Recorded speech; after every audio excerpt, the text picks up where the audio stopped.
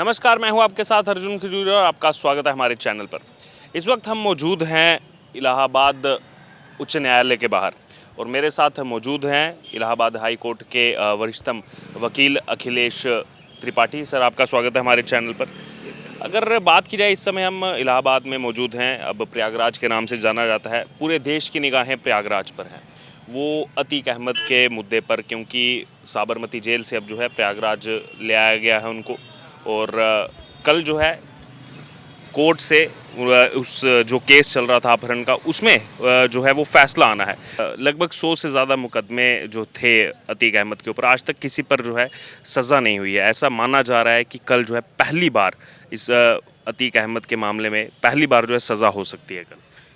कुछ मामले अतीक अहमद के ऊपर ऐसे हैं जिनकी प्रक्रिया लगभग पूरी हो चुकी है। कोई भी सेशन कोर्ट में कोई भी मामले का निस्तारण, चाहे वो आपराधिक मुकदमे हों या सिविल के वाद हों, किसी भी मामले का निस्तारण कोर्ट पूरी प्रक्रिया करने के बाद ही करती है। अब क्रिमिनल की भी एक प्रोसीडिंग होती है, उसमें बहुत सारे स्टेप होते हैं। सारे स्टेप पूरी करने के बाद कोर्ट फैसला देती है। तो कुछ मामले ऐसे हैं जिनमें अदालत में लगभग प्रक्रिया पूर्ण की जा चुकी है। जैसे राजूपाल हत्याकांड, इसमें भी लगभग सारे गवाहदारों का गवाही गुजर चुका है। एविडेंस की प्रक्रिया पूर्ण हो चुकी है। जो साक्ष्य लोग दोनों पक्ष से वहाँ पे देना था, वो साक्ष्य वहाँ कोर्ट में उपलब्ध कराए जा चुके हैं। तो अब यहाँ पर फाइनल डिसीजन आना चाहिए। अच्छा, उसके अलावा अगर बात की जाए तो बहुत से लोगों को ये लग रहा है कि जो हाल ही में उमेश पाल हत्याकांड हुआ, क्या उसके लिए बुलाया जा रहा है? लेकिन ये अपहरण का 2006 का ये मामला है, जिसमें हाल ही में सुप्रीम कोर्ट ने 2019 में प्रयागराज से जो है उनको साबरमती जेल भेज दिया था। अब वहाँ से यहाँ पर लाया जा रहा है। और क्या ऐसा भी हो सकता है कि यहाँ पर सज़ा सुनाई जाए और दूसरी तरफ जो अभी का रिसेंटली उमेश पाल हत्याकांड चल रहा है, उसमें जो है रिमांड की मांग की जाए, क्योंकि उसमें मुख्य आरोपी के तौर पर अतीक अहमद को जो है वहाँ पर बनाया जा रहा है? हाँ, अगर जो उमेश पाल हत्याकांड हुआ है उसमें अतीक के बेटे का सीसीटीवी फुटेज में स्पष्ट रूप से चेहरा दिखाई दे रहा है। ऐसे में ये तो क्लियर है कि इस हत्याकांड में अतीक अहमद का साजिश अतीक अहमद पूरी तरह से इन्वॉल्व है। अब अतीक अहमद अगर जेल में रहता है तो जो विवेचना इसमें चल रहा है, उस विवेचना को पुलिस तह तक जाकर उस प्रक्रिया को पूरी नहीं कर सकती। तो ऐसे कंडीशन में अगर पुलिस अतीक अहमद को रिमांड पर मांगती है तो ये कोई आश्चर्य का विषय नहीं है। ये कानूनी प्रक्रिया है, पुलिस मांग सकती है। अगर वो जेल के अंदर रहेगा तो पुलिस 161 का बयान कैसे दर्ज कर सकती है? संभव ही नहीं है। तो इस 161 के बयान के लिए, उसके अलावा और तमाम साक्ष्य जुटाने के लिए अतीक अहमद को पुलिस के कस्टडी में रहना बहुत आवश्यक है।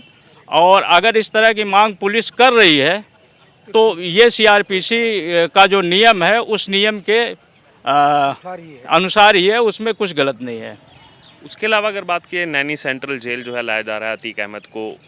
अतीक अहमद का जो बेटा है अली अहमद, वो पहले से उसी जेल में है, और जिस हाई सिक्योरिटी बैरक में रखा जाएगा अतीक अहमद को, वहाँ के पास वाले बैरक में ही उसका लड़का भी था। उसको जो है अब आगे दूर जो है शिफ्ट कर दिया गया है, ताकि 24 घंटे ये जो है सीसीटीवी निगरानी में रहे और आपस में कोई तालमेल इनका जो है नहीं हो। वो जेल के अंदर की अपनी प्रक्रिया होती है। जेल मैनुअल होता है, जेल मैनुअल में सारे नियम बने होते हैं। जेल में जो भी सिस्टम होता है वो उस जेल मैनुअल से गवर्न होता है।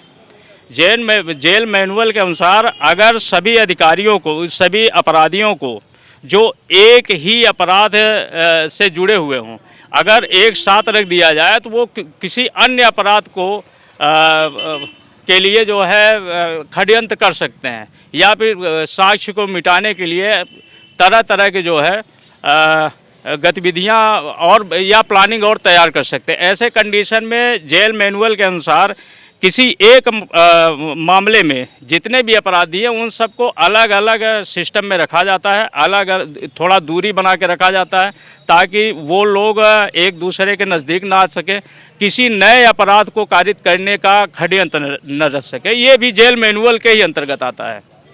जो आपने पूरा जिक्र किया, कहीं ना कहीं ये सारा जो मामला है वो राजू पाल हत्याकांड से जुड़ा हुआ है। 2005 में जो हुआ था, बीएसपी के विधायक थे और ये जो मामला है उसी में, क्योंकि उमेश पाल जो है मुख्य गवाह थे और उनका जो है उस समय अपहरण किया गया। अभी हाल ही में जो 24 फरवरी को वो आखिरी अपना जो है स्टेटमेंट देकर आ रहे थे, उसी के बाद उनके साथ जो है ये कांड हुआ और 17 मार्च को जो है इसमें फैसला सुरक्षित रख लिया गया है। तो इसमें आगे आपको क्या लग रहा है, क्या और भी आगे बढ़ाई जा सकती है तारीख, या फिर कल सजा का ऐलान हो ही जाएगा? अब चूँकि अभियुक्त तो वहाँ पे मौजूद होगा, तो ऐसे कंडीशन में कल आरोप तय किए जा सकते हैं। फैसला 2-4 दिन 6 दिन बाद आ सकता है, अगले नियत तिथि पे आएगा। लेकिन जहाँ तक मुझे लगता है कि कल आरोप तय किए जा सकते हैं। कल कोर्ट इस बात पर फैसला दे सकती है कि उक्त घटना में ये दोषी है या निर्दोष है। कल इतना ही आ सकता है। उसके 4-6 दिन बाद जो अगली तारीख नियत होगी, उसमें अतीक अहमद को कितने वर्ष की सज़ा कोर्ट के द्वारा सुनिश्चित की गई है उसका खुलासा होगा। और दूसरी बात, या फिर अगर अतीक अहमद निर्दोष है तो कोर्ट उसका भी फैसला सुनाएगी। अभी फ़िलहाल कल आरोप तय किए जाएंगे। क्योंकि एक तरफ अगर बात करें, जो हमने स्टेटमेंट देखा था उसमें था कि जितने भी इसमें आरोपी हैं सभी को कल बुलाया गया है।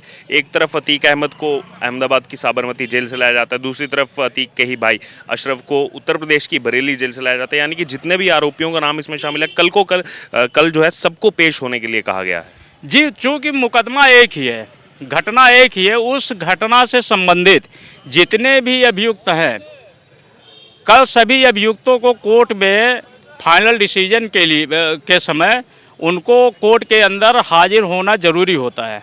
ये नियम है, ये सीआरपीसी का नियम होता है। तो कल वो मौजूद रहेंगे। उस घटना से संबंधित जितने भी अभियुक्त हैं, सारे अभियुक्तों की मौजूदगी वहाँ पे ज़रूरी होता है और कल वो होगा। एक मैं कमेंट लेना चाहूँगा, देश भर की निगाहें ये भी थी, जो एक चर्चा का विषय चला आ रहा था कि इतना लंबा सफ़र है 1300 किलोमीटर का, क्या कुछ रास्ते में अनहोनी हो सकती है, क्या वो यहाँ सही सलामत पहुँचेगा या फिर नहीं पहुँचेगा, क्योंकि इसमें बहुत सारे राज्यों की पुलिस जो है वो इन्वॉल्व थी। लेकिन और कल जो है उसको कोर्ट में पेश किया जाएगा। अगर मैं एक अधिवक्ता के हैसियत से बोलूँ तो वो चूँकि अभी न्यायिक अभिरक्षा में है, जेल में है, तो ऐसे कंडीशन में अगर लॉ के अनुसार मैं बोलूँ, जो हमारी सीआरपीसी आईपीसी जो हमारे कानूनों में जो प्रावधान है, तो ऐसे कंडीशन में इनकाउंटर उचित नहीं होता। लेकिन अगर सामाजिक तौर पे बोलूँ तो एक बात तो मैं ज़रूर कहूँगा, मैं प्रयागराज का रहने वाला हूँ। अतीक अहमद ने प्रयागराज को सिर्फ अपराध दिया है, अपराध, रेप और गुंडेगर्दी, फिरौती। इसके अलावा अतीक अहमद ने प्रयागराज को कुछ भी नहीं दिया।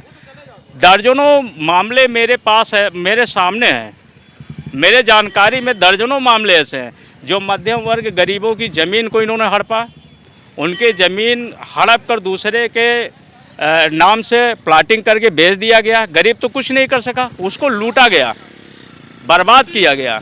अतीक अहमद जब जेल के बाहर रहता है तो प्रयागराज का क्राइम जो अपराध का ग्राफ होता है सदैव ऊपर होता है।